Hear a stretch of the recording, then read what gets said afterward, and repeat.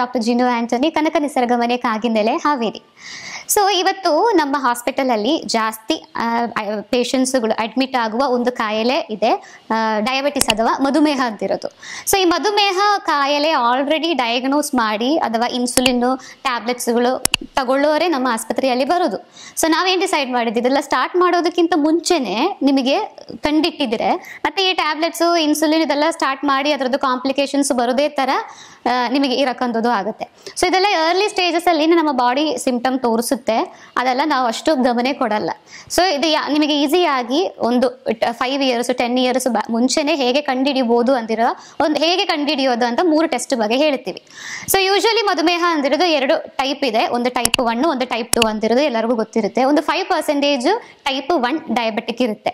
ಈ type 1 diabetic ಇಲ್ಲಿ ಏನಾಗೋದು, ಅವ್ರದ್ದು ಪ್ಯಾನ್ಕ್ರಿಯಾಸ್ ಇಂದ ಇನ್ಸುಲಿನ್ ಅಂತ ಹಾರ್ಮೋನ್ ಉತ್ಪತ್ತಿ ಆಗೋದೇ ಇಲ್ಲ. ಸೊ ಅವರಿಗೆ ಲೈಫ್ ಲಾಂಗ್ ನೀವು ಎಕ್ಸ್ಟರ್ನಲಿ ಇನ್ಸುಲಿನ್ ಕೊಡ್ತಾನೆ ಇರಬೇಕು. ಸೊ ಅದಕ್ಕೆ ನಮ್ದು ಡಯಟ್ ಒಂದು ಲಿಮಿಟ್ಗೆ ಅಷ್ಟೇ ಹೆಲ್ಪ್ಫುಲ್ ಆಗೋದು, ಇನ್ಸುಲಿನ್ ಡೋಸೇಜ್ ಕಡಿಮೆ ಮಾಡಕ್ಕಂತ ಕಂಪ್ಲೀಟ್ ಆಗಿ ಏನು ಹೆಲ್ಪ್ ಆಗಲ್ಲ. ಇನ್ನು 90% ಬರುವ ಒಂದು ಮಧುಮೇಹ ಇದೆ, ಟೈಪ್ 2 ಡಯಾಬಿಟಿಸ್ ಅಂತಿರೋದು. ಈ ಟೈಪ್ 2 ಡಯಾಬಿಟಿಸ್ ಅಲ್ಲಿ ಇನ್ಸುಲಿನ್ ಹಾರ್ಮೋನ್ ಇದೆ, ಬಟ್ ಇನ್ಸುಲಿನ್ಗೆ ಕೆಲಸ ಮಾಡಕ್ಕಂಥದ್ದು ಆಗ್ತಾ ಇಲ್ಲ. ಆ ಕಂಡೀಷನ್ ನಾವು ಕರೆಯೋ ಹೆಸರಿದೆ ಇನ್ಸುಲಿನ್ ರೆಸಿಸ್ಟೆನ್ಸ್ ಅಂತಿರೋದು. ಸೊ ಇನ್ಸುಲಿನ್ ಕೆಲಸ ಏನು, ನಿಮ್ಮ ಆಹಾರದಿಂದ ಬರುವ ಕಾರ್ಬೋಹೈಡ್ರೇಟ್ ಅಥವಾ ಗ್ಲೂಕೋಸಿನ ಸೆಲ್ ಒಳಗಡೆ ಕರ್ಕೊಂಡು ಹೋಗಕ್ಕಿರುವ ಕೆಲಸನೇ ಇನ್ಸುಲಿನ್ ಅಂತ ಹಾರ್ಮೋನಿಗೆ ಇರೋದು. ಒಂದು ಪರ್ಟಿಕ್ಯುಲರ್ ಪೀರಿಯಡ್ ಆಫ್ ಟೈಮಲ್ಲಿ ಈ ಇನ್ಸುಲಿನ್ಗೆ ಈ ಕೆಲಸ ಮಾಡೋಕ್ಕಾಗ್ತಾ ಇಲ್ಲ. ಅಂದರೆ ಗ್ಲೂಕೋಸ್ ಬರುವಾಗ ಇನ್ಸುಲಿನ್ ಬರ್ತಾ ಇದೆ, ಬಟ್ ಇನ್ಸುಲಿನ್ಗೆ ಆ ಡೋರ್ ಒಳಗೆಯಿಂದ ಹೋಗೋಕ್ಕೆ ಅಥವಾ ಅದನ್ನು ಕರ್ಕೊಂಡು ಸೆಲ್ ಒಳಗಡೆ ಗ್ಲೂಕೋಸ್ನ ಬಿಡಕ್ಕಂಥದ್ದು ಆಗ್ತಾ ಇಲ್ಲ. ಈ ಆಗ್ತಾ ಇಲ್ಲ ಅಂದಿರುವ ಕಂಡೀಷನ್ನೇ ಇನ್ಸುಲಿನ್ ರೆಸಿಸ್ಟೆನ್ಸ್ ಅಂದಿರೋದು. ಸೊ ಇದ್ರದ್ದು ಬಗ್ಗೆ ಒಂದು ಡೀಟೇಲ್ಡ್ ವಿಡಿಯೋ ಮುಂಚೆನೆ ಮಾಡಿ ಇಟ್ಟಿದ್ದೀವಿ, ಇದು ಯಾಕೆ ಹಂಗೆ ಒಳಗೆ ಕರ್ಕೊಂಡು ಹೋಗಕ್ಕೆ ಆಗ್ತಾ ಇಲ್ಲ ಅಂತಲ್ಲ. ಇವತ್ತಿನ ವಿಡಿಯೋದಲ್ಲಿ ಇದನ್ನ ಹೇಗೆ ಕಂಡುಹಿಡಿಯೋದು, ಮುಂಚೆನೆ ಪ್ರೀ ಡಯಾಬಿಟಿಕ್ ಇರುವಾಗ್ಲಾನೆ ಅಥವಾ ಡಯಾಬಿಟಿಸ್ ಬರೋಕ್ಕಿಂತ ಮುಂಚೆನೆ ಇದನ್ನ ಹೇಗೆ ಕಂಡುಹಿಡಿಯೋದು ಅಂತ ಹೇಳೋಣ. ಈಗ ಈ ಇನ್ಸುಲಿನ್ ರೆಸಿಸ್ಟೆನ್ಸ್ ಬರೋಕ್ಕೆ ಚಾನ್ಸಸ್ ಇರುವ ಕೆಲವೊಂದು ಕ್ಯಾಟಗರಿ ಜನ ಇರ್ತಾರೆ. ಅಂದರೆ ಆಲ್ಮೋಸ್ಟ್ ನಮ್ಮದು ಡಯಟ್ ಪ್ಯಾಟರ್ನ್, ಸೌತ್ ಇಂಡಿಯಾದಲ್ಲಿರುವ ಡಯಟ್ ಪ್ಯಾಟರ್ನ್ ನೋಡುವಾಗ ನಮಗೆಲ್ಲರಿಗೂ ಚಾನ್ಸಸ್ ಜಾಸ್ತಿನೇ ಇರುತ್ತೆ. ಅಂದರೆ ಈ ಗ್ಲೂಕೋಸ್ ಜಾಸ್ತಿ ಇರುವ ಆಹಾರಗಳು ತಗೊಳ್ಳೋರೆ ಆ ಕ್ಯಾಟಗರಿಯಲ್ಲಿ ಬರೋದು. 3 ಹೊತ್ತು ಕಾರ್ಬೋಹೈಡ್ರೇಟ್ಸ್ ತಗೋತಾ ಇರೋ ನಾವೆಲ್ಲರೂ ಹಾಗೆ 3 ಹೊತ್ತು ಕಾರ್ಬೋಹೈಡ್ರೇಟ್ಸ್ ತಗೊಳ್ಳೋದು, ಬಟ್ 3 ಹೊತ್ತು ವ್ಯಾಯಾಮ ನಮಗಿರಲ್ಲ, ನಮಗೆ ಸಿಟ್ಟಿಂಗ್ ವರ್ಕ್ಗಳು ಜಾಸ್ತಿ ಇರುತ್ತೆ. ಆವಾಗ ಏನಾಗುತ್ತೆ, ಗ್ಲೂಕೋಸಿಂದು ನಂಬರ್ ಜಾಸ್ತಿ ಇರುತ್ತೆ, ಬಟ್ ಇನ್ಸುಲಿನ್ ಅಲ್ಲಿ ರೆಸಿಸ್ಟೆನ್ಸ್ ಆಗಿದೆ, ಇನ್ಸುಲಿನ್ಗೆ ಅಲ್ಲಿ ಕೆಲಸ ಮಾಡ್ಕೊಂಥದ್ದು ಆಗ್ತಾ ಇಲ್ಲ. ಸೊ ಆ ಸ್ಟೇಜಲ್ಲಿ ಏನಾಗುತ್ತೆ, ಮುಂಚೆ ಎಲ್ಲ ಒಂದು ಗ್ಲೂಕೋಸ್ನ ಒಳಗೆ ಹೋಗೋಕ್ಕೆ ಒಂದೇ ಇನ್ಸುಲಿನ್ ಸಾಕಾಗುತ್ತೆ, ಬಟ್ ಆ ರೆಸಿಸ್ಟೆನ್ಸ್ ಬರುವಾಗ ಆ ಡೋರ್ ಯಾವಾಗ ಓಪನ್ ಆಗ್ತಾ ಇಲ್ಲ ಆವಾಗ ಒಂದು ಇನ್ಸುಲಿನ್ಗೆ ಆ ಕೆಲಸ ಆಗಲ್ಲ, 2 3 4 ಇನ್ಸುಲಿನ್ ಬೇಕು ಒಂದೇ ಒಂದು ಗ್ಲೂಕೋಸ್ನ ಒಳಗೆ ಕರ್ಕೊಂಡು ಹೋಗೋಕ್ಕೆ. ಸೊ ಇದು ನಿಮ್ಮ ಬ್ಲಡ್ ಅಲ್ಲಿ ಆ ಟೈಮ್ ಟೆಸ್ಟ್ ಮಾಡಿದ್ರೆ ತೋರಿಸುತ್ತೆ. ಆ ಟೆಸ್ಟ್ಗೆ ಹೇಳುವ ಹೆಸರಿದೆ ಫಾಸ್ಟಿಂಗ್ ಇನ್ಸುಲಿನ್ ಚೆಕಪ್ ಅಂತಿರೋದು. Fasting sugar, fasting blood sugar ಬಗ್ಗೆ ಎಲ್ಲ ನಾವು ಹೇಳೋದು, ಫಾಸ್ಟಿಂಗ್ ಇನ್ಸುಲಿನ್ ಅಂತಿರೋದು. ಸೊ ಇದೊಂದು 2 to 15 ರೇಂಜಲ್ಲಿ ಇರಬೇಕು. 15ಗಿಂತನೂ ಜಾಸ್ತಿ ಇದ್ರೆ ಅದು ಏನು ತೋರಿಸ್ತಾ ಇದೆ, ನಿಮಗೆ ಆ ಟೈಮಲ್ಲಿ ಡಯಾಬಿಟಿಸ್ ಏನು ಬಂದಿರಲ್ಲ, ನೀವು ಬ್ಲಡ್ ಶುಗರ್ ಚೆಕ್ ಮಾಡುವಾಗ ನಾರ್ಮಲೇ ಇರುತ್ತೆ, ಒಂದು 150 ಒಳಗೇನೆ ಇರುತ್ತೆ, ಹಂಗೆ ಅನ್ಕೊಂಡು ನಿಮಗೆ ಡಯಾಬಿಟಿಸ್ ಇಲ್ಲ ಅಂತಲ್ಲ. ಫಾಸ್ಟಿಂಗ್ ಇನ್ಸುಲಿನ್ ನೀವು ಚೆಕ್ ಮಾಡಿ, ಅದು 15ಗಿಂತನೂ ಜಾಸ್ತಿ ಇದ್ರೆ ಒಂದು 5 years ಅಥವಾ 6 years ಅಲ್ಲಿ ನಿಮಗೆ ಡಯಾಬಿಟಿಸ್ ಬರುತ್ತೆ ಅಂತಿರೋದು. ಅದು ಒಂದನೇ ಟೆಸ್ಟ್. ಈಗ ಎರಡನೇದು, ನಿಮಗೆ ಲಿಪಿಡ್ ಪ್ರೊಫೈಲ್ ಅಲ್ಲಿ ಟ್ರೈಗ್ಲಿಸರೈಡ್ ಅಂತ ಒಂದು ಫ್ಯಾಟ್ ಬರುತ್ತೆ. ಈ ಟ್ರೈಗ್ಲಿಸರೈಡ್ಸ್ ಅಂದ್ರೆ ಏನು, ವಿಸರಲ್ ಫ್ಯಾಟ್ ಎಷ್ಟಿದೆ ಅಂತ ಮೆಜರ್ ಮಾಡುವ ಒಂದು ದಾರಿ ಇದೆ ಟ್ರೈಗ್ಲಿಸರೈಡ್ಸ್.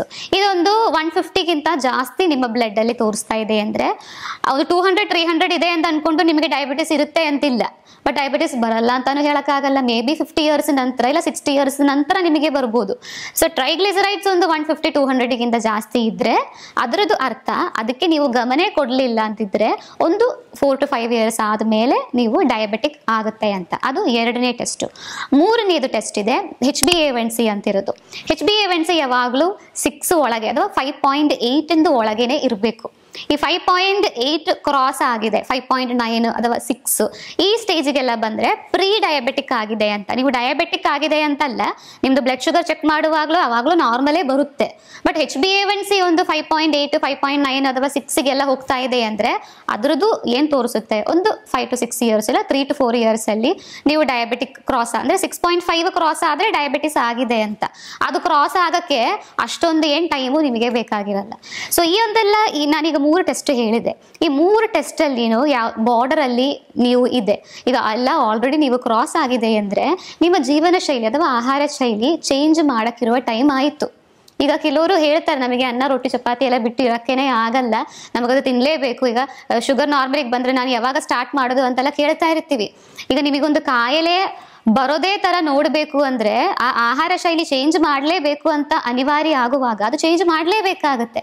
ಈಗ ನೀವು ಇಷ್ಟೋ ವರ್ಷ ಮಾಡಿಕೊಂಡು ಬಂದಿರುವ ಒಂದು ಆಹಾರ ಶೈಲಿಯಿಂದಾನೇ ಈ ಫಾಸ್ಟಿಂಗ್ ಇನ್ಸುಲಿನೂ ರೈಸ್ ಆಗೋದು, ಟ್ರೈಗ್ಲಿಸರೈಡ್ಸು ರೈಸ್ ಆಗೋದು, HbA1c ರೈಸ್ ಆಗೋದು. Purely diet to exercise mediated ಇದೆ, ಲೈಫ್ ಸ್ಟೈಲ್ ಅದು, ಜೀವನ ಶೈಲಿ ಅದು.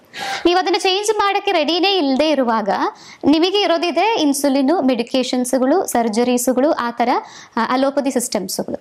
ಇಲ್ಲ ನಮಗೆ ಮೆಡಿಸಿನು ಬೇಡ, ಇನ್ಸುಲಿನು ಬೇಡ, ನಮಗೆ ಒಳ್ಳೆ ಆರೋಗ್ಯ ಬೇಕು ಅಂತಿರುವವರು ಏನು ಮಾಡಬೇಕು?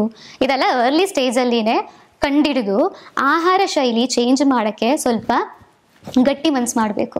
ಆ ಗಟ್ಟಿ ಮನ್ಸು ನೀವು ಮಾಡೋಕ್ಕೆ ರೆಡಿ ಇಲ್ಲ, ನನಗೆ ಅನ್ನ ರೊಟ್ಟಿ ಚಪಾತಿ 3 ಹೊತ್ತು ಬೇಕೇ ಬೇಕು ಅಂತಿದ್ರೆ ಮತ್ತೆ ನಾವು ಎಂತ ಮಾಡಿದ್ರು ಎಂತ ಉಪಯೋಗ ಏನಿಲ್ಲ. ನೀವು ಟ್ಯಾಬ್ಲೆಟ್ಸ್ ಮೇಲೇನೆ ಲೈಫ್ ಲಾಂಗು ಅದ್ರ ಮೇಲೇನೆ ಇರಬೇಕಾಗುತ್ತೆ. ಸೊ ಇದು ನಿಮಗೆ ಅರ್ಲಿ ಸ್ಟೇಜಸ್ಸಲ್ಲಿನೇ ಮಧುಮೇಹ ಅಂತ ಕಾಯಿಲೆ, ಜೀವನ ಶೈಲಿ ರೋಗಗಳು ಕಂಡುಹಿಡಲಿಕ್ಕಿರುವ 3 ದಾರಿಗಳು ನಾವು ಹೇಳ್ಕೊಟ್ಟಿರೋದು. ಸೊ ಈ ವಿಡಿಯೋ ನಿಮಗೆ ಇಷ್ಟವಾದಲ್ಲಿ ಈ ಯೂಟ್ಯೂಬ್ ಚಾನಲ್ ಸಬ್ಸ್ಕ್ರೈಬ್ ಮಾಡಿ. ಇದ್ರ ಬಗ್ಗೆ ಇನ್ನೂ ಏನಾದರೂ ಮಾಹಿತಿ ಬೇಕು, ಡೌಟ್ಸ್ಗಳಿದೆ, ಆಲ್ರೆಡಿ ನಿಮಗೆ ಮಧುಮೇಹ ಆಗಿದೆ, ಇನ್ಸುಲಿನ್ ಮೇಲೆ ಇದೆ, ಇನ್ಸುಲಿನಿಂದ ಹೇಗೆ ಹೊರಗೆ ಬರೋದು, ಟ್ಯಾಬ್ಲೆಟ್ಸ್ನ ಹೇಗೆ ಟೇಪರ್ ಮಾಡೋದು ಅಂತ ಕನ್ಫ್ಯೂಷನ್ಸ್ ಇದ್ದರೆ ಕೆಳಗೆ ಬರ್ತಾ ಇರುವ ನಂಬರ್ಗೆ ಕರೆ ಮಾಡಿ ಅಡ್ಮಿಟ್ ಆಗಿ 10 ಡೇಸು, ಒಂದು 8th 9th ಡೇಯಲ್ಲಿನೇ ನಿಮಗೆ ಮನೆಗೆ ಹೋಗಿ ಯಾವ ಥರ ಇರಬೇಕು ಅಂತ ಇರೋದು ಡಯಟ್ ಪ್ಲಾನ್ ಬರುತ್ತೆ. 8 to 9 ಡೇಸಲ್ಲಿ ಶುಗರ್ ಕಂಟ್ರೋಲ್ ಆಗುತ್ತೆ, ಇನ್ಸುಲಿನ್ ಸ್ಟಾಪ್ ಮಾಡೋಕ್ಕಂಥದ್ದು ಆಗುತ್ತೆ. ಸೊ ಈ ಯೂಟ್ಯೂಬ್ ಚಾನಲ್ ಸಬ್ಸ್ಕ್ರೈಬ್ ಮಾಡಿ, ಇನ್ನೊಬ್ಬರಿಗೆ ಶೇರ್ ಮಾಡಿ ಅಂತ ಹೇಳುತ್ತಾ ಧನ್ಯವಾದ.